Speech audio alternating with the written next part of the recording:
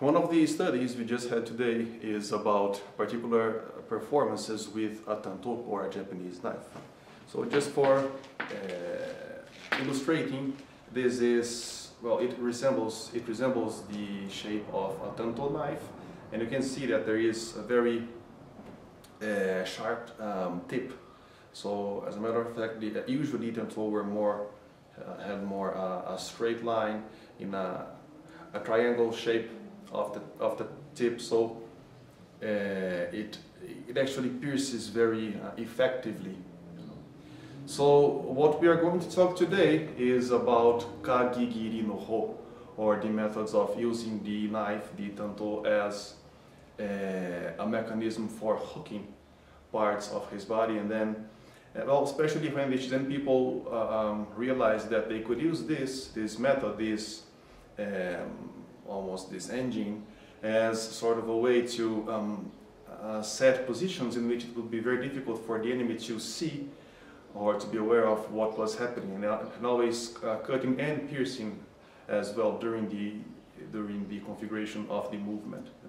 It is important to know that this method was developed based on the Sameguchi zue, and zue, remembering, are the very origins of the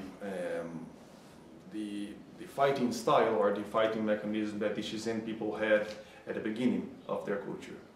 So the zue is just a collection of techniques that were used by the warriors at that time.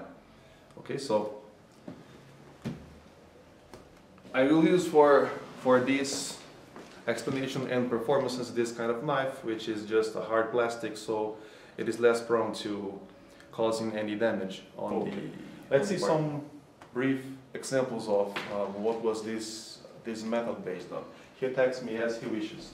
Say he's here, he's locking me so I cannot move. So what I first must do is find an angle in which I can draw my tanto, my knife. It could be actually any cutting object, any blade, okay? But as I am cutting, I am also hooking, so he cannot take his arm away easily, and this is done actually in a faster time. So once I'm here, whenever I take his arm out, I am at the same time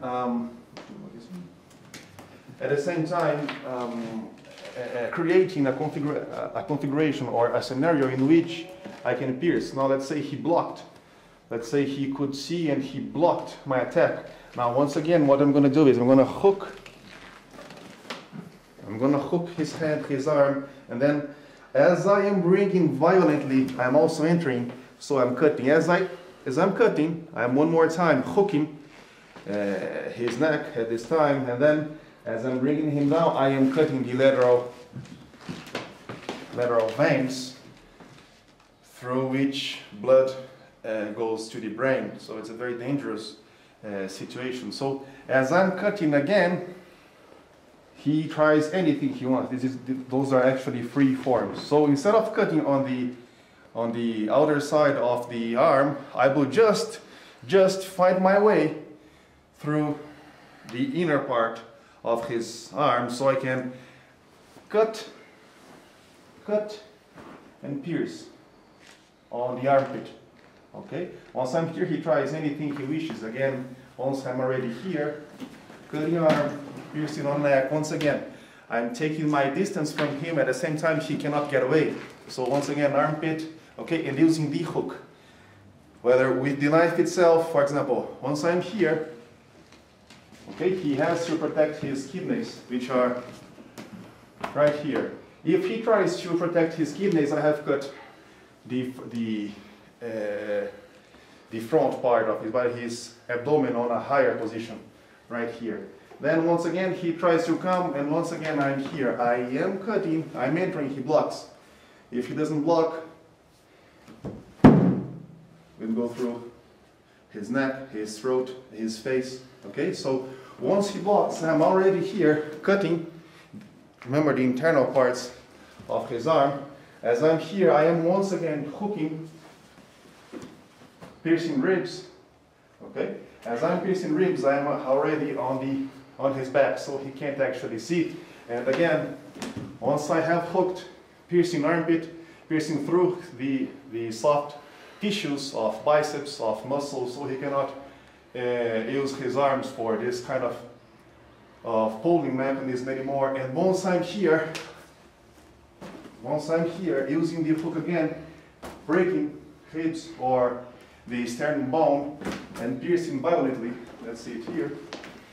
Just remembering that Shizen people, once we are here, it is a practice of ancient life and death situations using a knife piercing, using this kind of impact mechanism. So even actually this came from the need regarding the situation in which the enemy, the samurai, was wearing yoroi. So very often, although he could be strong, this wouldn't pierce thoroughly. But if this happens, okay,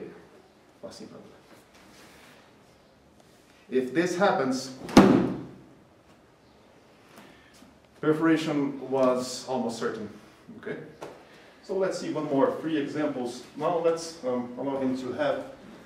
I'll ask him to attack any way he wishes, because one would say, well, this is not fair, okay?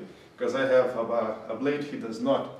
But this kind of method, well, can be used with any kind of weapon or situation. It's just a method. We just saw it when he had a shinken, or a yaito, I mean, a large blade, a katana. So he attacks as he wishes. Now, as I'm entering, I am hooking already, okay? Now I'm cutting. I'm taking my arm out so he cannot cut me, and then, once again, he tries to come. Não. Olha essa parte aqui. Cortar aqui, eu vou seguir. Só evite ataques fora, por favor, okay? So now let's see. Although it seems it's not fair, this is a method and can be used on any situation. So as the same way that he was just using a katana, right now he has a tanto at his hands. An extremely dangerous weapon. So let's say as he's here, say as I'm entering, and as I'm entering, trying to reach for a breach on his guard, now he held me, okay? Very strong, and he will try to cut my hand. So what I have to do is, once again, cut and make him defend, obligate him a defense. Now, as I'm here using the bottom, or say the kashira, of the tanto, so right here I can use this. So now in this position, what I have done is, if he tries to take his arm violently, very in just one rough movement, tanto gets in him, inside him, it pierces him. Well, so these are some some brief explanations about the method of kaigiri that we just saw, part of the Shizen culture. And of course, this is an anthropological view, a broad view we can say about this method, but let's see, it is something that suited for that time, for that period of time. And obviously, if one would use this for the current world and the current situations, one would have to shape it, to think this over, and maybe adapt a piece here and a piece that, and a piece there of this method. Okay? Thank you very much.